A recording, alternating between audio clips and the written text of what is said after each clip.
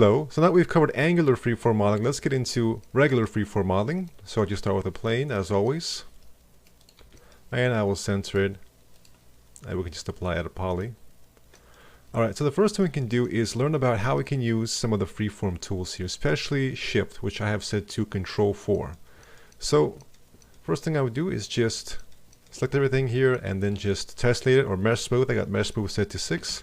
Now we have more vertices to work with. I can press Control 4, and you want to use this because it really kind of greatly improves the process. It's almost like you're sculpting in a sculpting application, and you have this kind of functionality, quickly moving around vertices.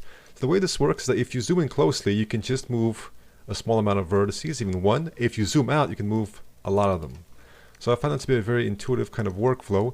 So once you get used to this, you will not want to use the gizmo, at least when it comes to freeform. Of course, the gizmo comes in handy because you have this very even way of moving things exactly forward, exactly left and right, exactly up and down. But for freeform modeling, using Shift is very helpful. So I can just apply symmetry, turbo smooth, iceline display. All right, and here we go. We can just begin to maybe zoom out, move it apart,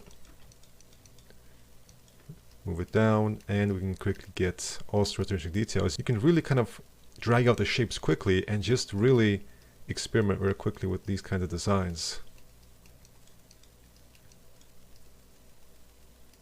Quickly move them together.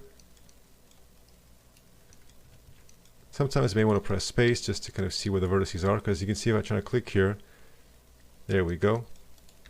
And once again, happy accents, so we want to work with that as well. For example, because of the shading here, I noticed this kind of shape right here. So I'm going to start to use the cut tool and get that shape, and then bevel, and then kind of move, and then delete this. And then I can just cut or connect, and now we have this shape. And I can go once more into Shift and quickly begin moving things around. So notice just how quickly we can iterate on this, and occasionally you may want to, of course, extrude, maybe insert some loops, and then go right back into Shift.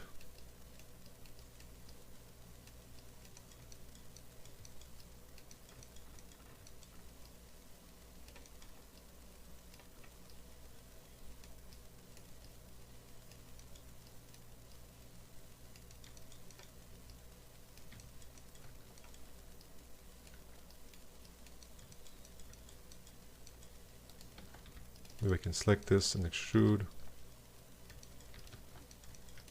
Sometimes I like just apply symmetry, so I'm going to symmetry and then edit poly. Alright, there we go.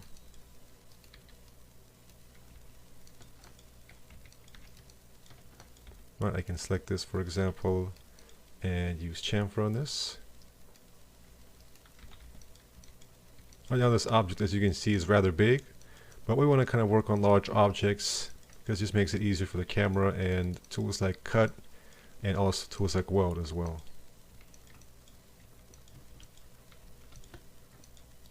Right, and then I can use cut. So cut is one of the most important tools in working with freeform modeling here, because you can quickly just cut away things. Let me just change the object color. You can quickly cut and get details that way. So for example, I can cut here and then cut like this, and then move this. You can use this little box for screen space movement. And once you've activated the box, you can then simply just left click and it's going to use that. You don't have to click on the box every time. I can activate, for example, the Z-axis, and every time I left click and move, it's going to move on the Z-axis.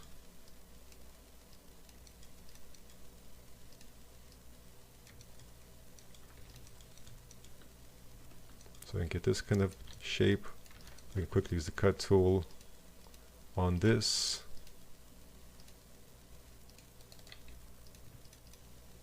Bevel with 0, scale, and move. Now, unlike with angular freeform, we can't really rely on tessellate, so we do have to make some quick cuts to fix things up, but it's very easy here, especially if you activate snaps. And you don't always have to give perfect topology. You can focus on the design first, and then you can go back later and fix things up. So you can see how we're starting to get some interesting shapes here. I can just kind of see what I can create here. Maybe have some sort of gap here.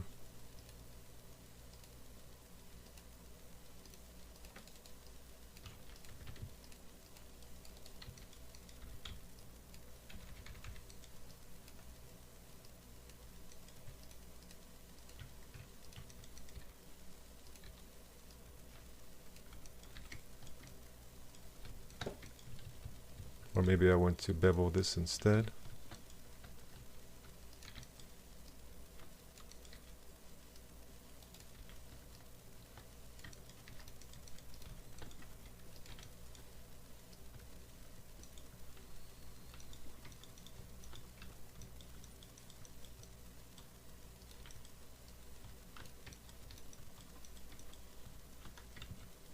And so you just want to kind of get creative here.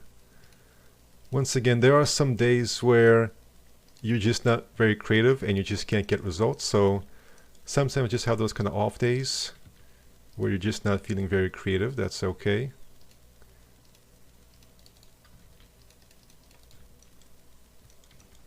You can see how I'm getting some designs here. Maybe at this point I actually want to kind of separate meshes again. So what I can do is just delete everything on the left half here.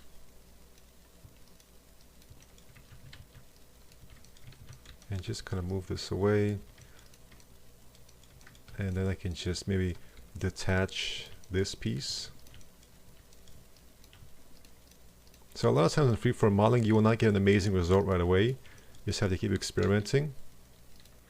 And I can also just select symmetry, hold control, left click on turbo smooth, right click, and copy this and paste it on here as well. Then I can apply edit poly on top of symmetry.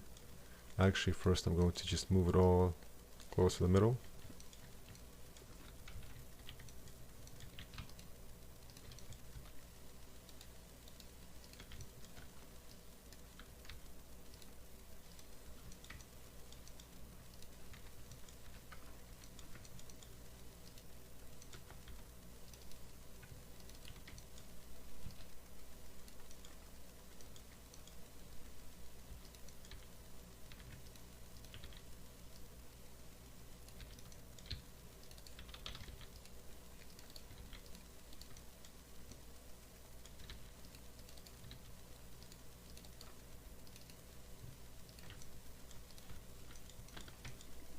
So for example, one of the big things about freeform modeling is being able to select any edge. And this takes advantage of polygons' natural squishability, which means you can select any vertex, any edge, any polygon, and quickly move it, rotate, and scale it. And you want to really take advantage of that, because that's one of the biggest strengths with using freeform modeling, is the ability just to quickly select anything. And then now that I move that, you can see we're starting to get some interesting results here. So now, what if I reinforce that by inserting a loop through here? Now you can see I've got this kind of detail. I can further reinforce that by making cuts.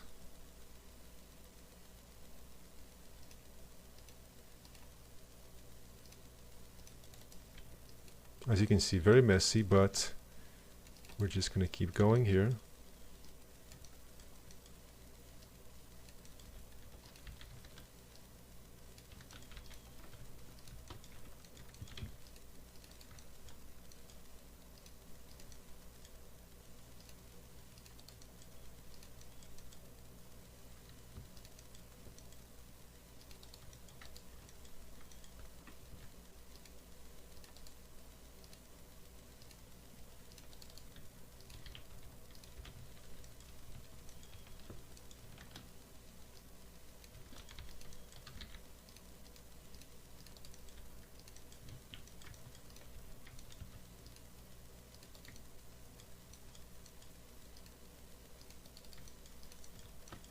Alright, so you can see how we've combined both the movement as well as an extrusion to get this result.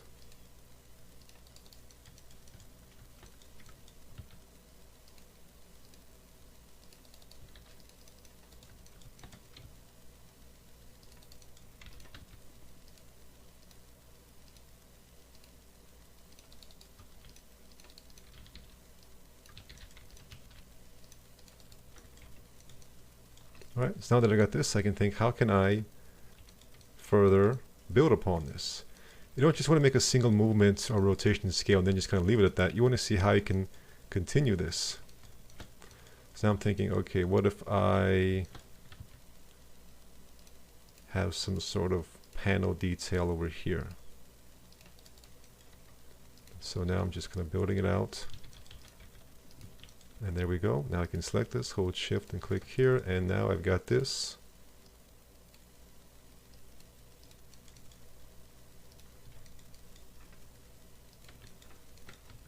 And there we go. You can see how these two details are working together.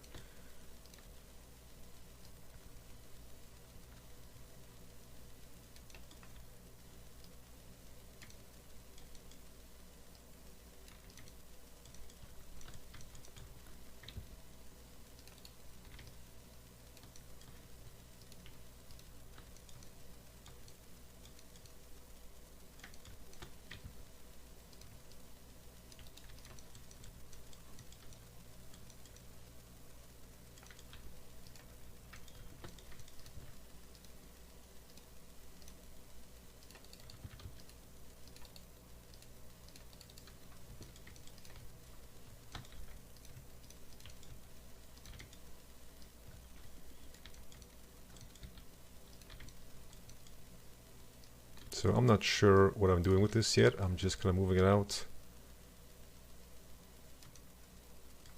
I'll just leave it like that for now. So sometimes when you work with freeform modeling here, you see, for example, there's opportunity for here, but you're not quite sure what you want to do with it yet. And sometimes you get this kind of strange result where you're not quite sure what you're going to do with this. So we're just going to leave this kind of hanging over here for now. Maybe like this planar on the y-axis. Alright. Maybe I'll just insert loops real quick here just to sharpen up a little bit. Alright.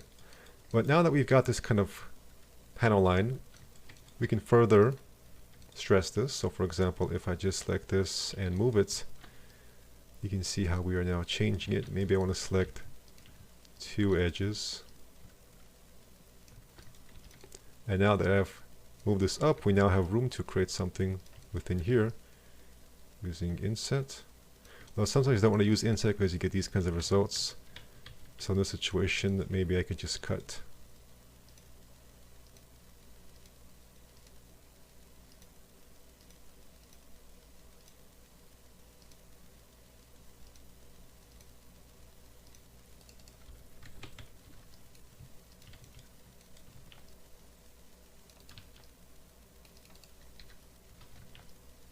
Alright, now I get that. And then I can cut this.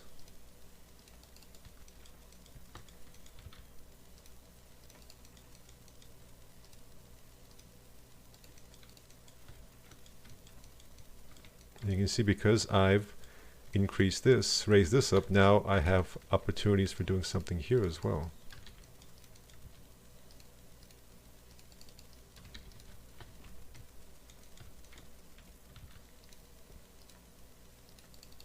Being connected to this edge.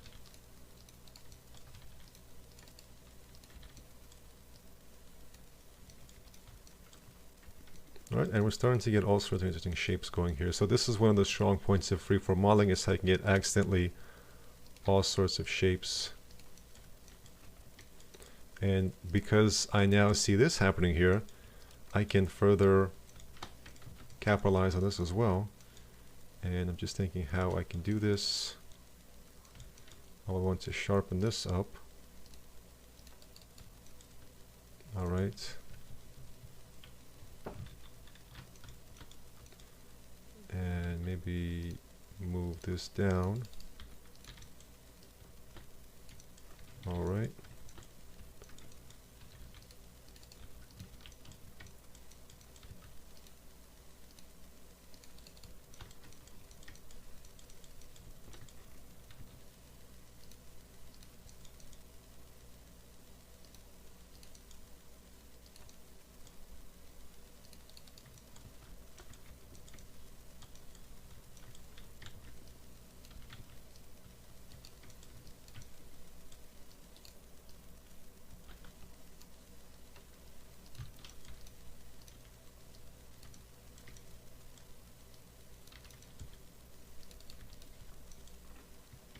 So you can see how we can quickly get these kinds of details.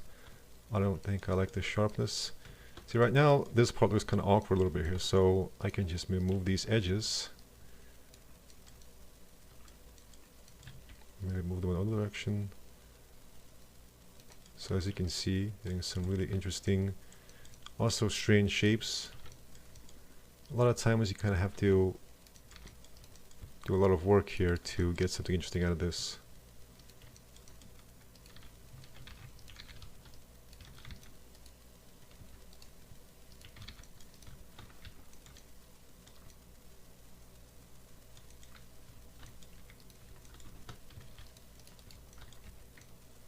Alright, you can also just try using regularizer. We just insert a quick circular detail into here.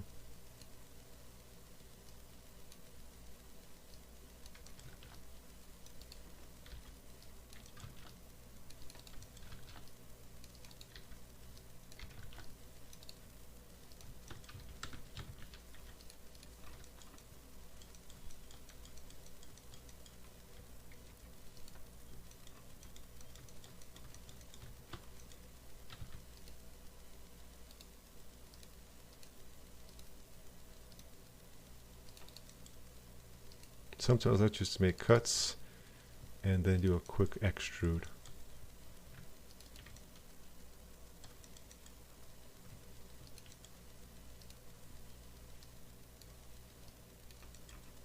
Sometimes you need to fix the topology beforehand, otherwise you get strange results. For example, right here.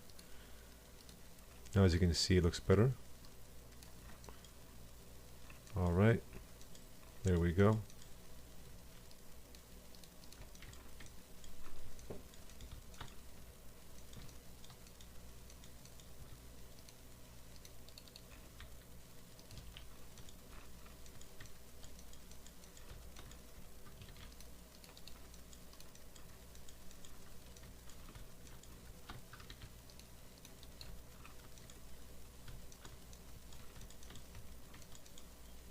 And after extrude, we now have the opportunity to move these edges.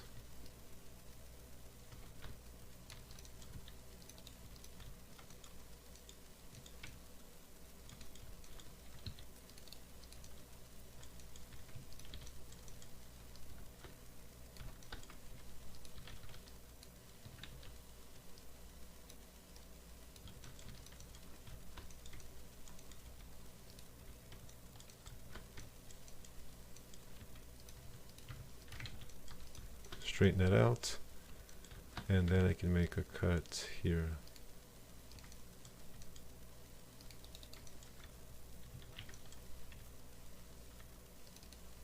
And for example, I can chamfer this,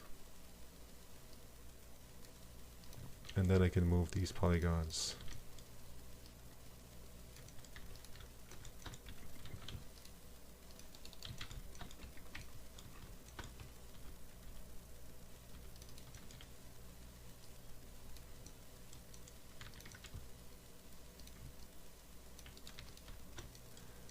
Right, so I can see you can get quick shapes. Now here I've been working too much from the top kind of perspective here. I need to spend more time at the side here. You can see how even though I think it looks better from the top here, obviously we can still keep on working with this.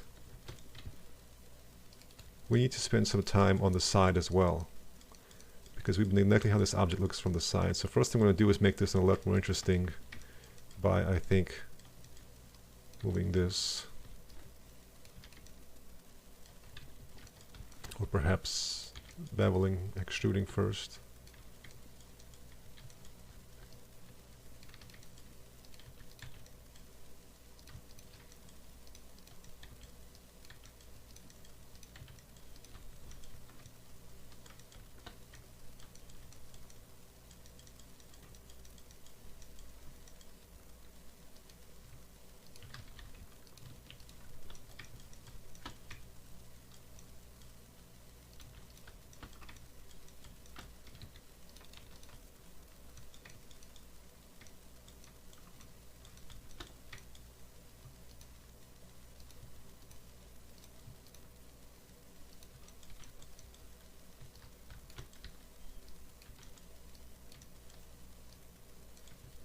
Alright, I have not been using shift, so I'll just get back to that. There we go.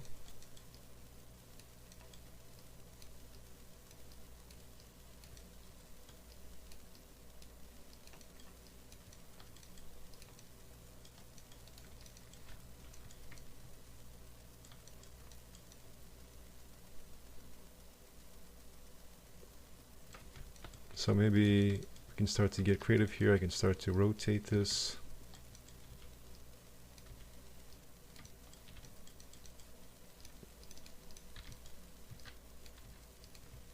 And then bridge here.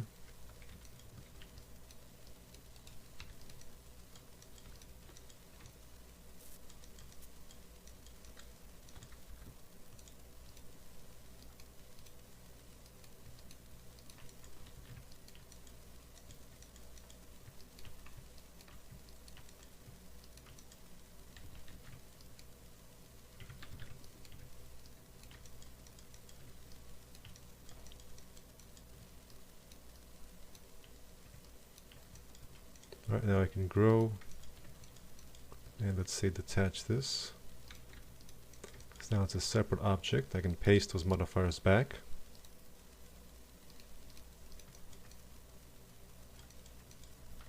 Alright, so let's say that you want to connect this to this somehow.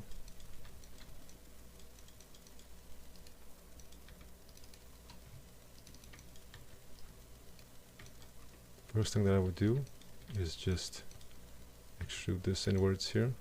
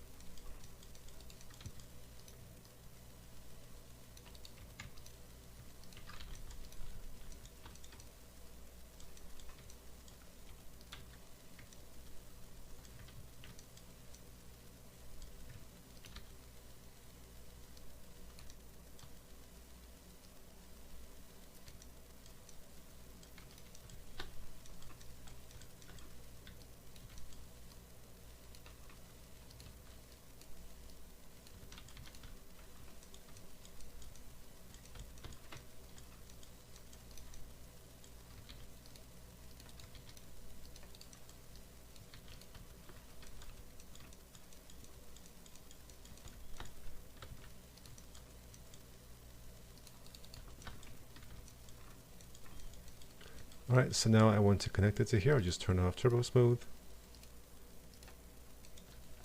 And what I would do is just extrude, go into the vertex level, turn on snap, and just snap it right over here. And I'll snap this right over here. Alright, insert a loop. Select the vertex and snap it right over here. And there we go. You can kind of align objects that way.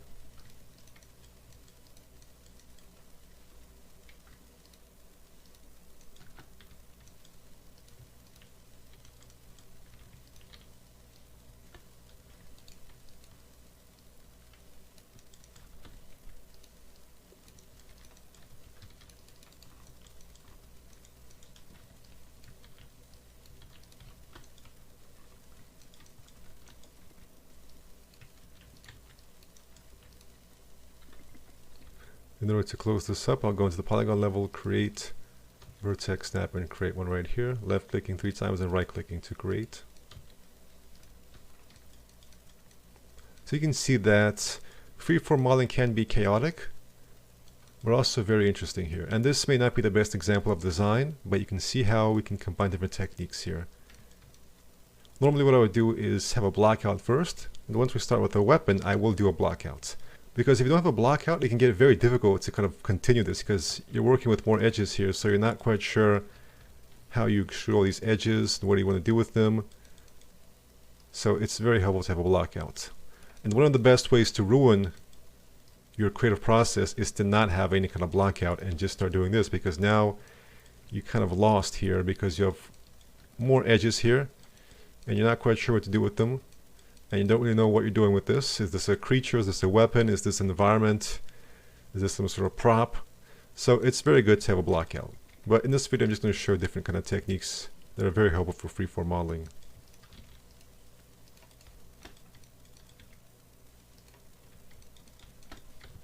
So cut. One thing I can actually do to go all the way to the middle is I can bevel with 0, play it on the x-axis, move this to 0, delete this, and now we have this going all the way to the middle. Let me just make sure this is planar on the x-axis. Alright, I may just want to move it a little bit, or I can actually delete those polygons. There we go, and insert a quick loop through here, and now it's almost like we booleaned the mesh all the way through here.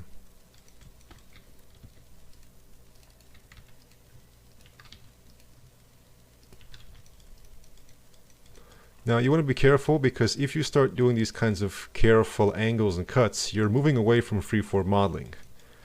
So you just want to make sure that if you're doing freeform modeling that you stick with it. Otherwise, if you want a more blocky object, you can use booleans, for example. Freeform is really for more organic and kind of unpredictable shapes.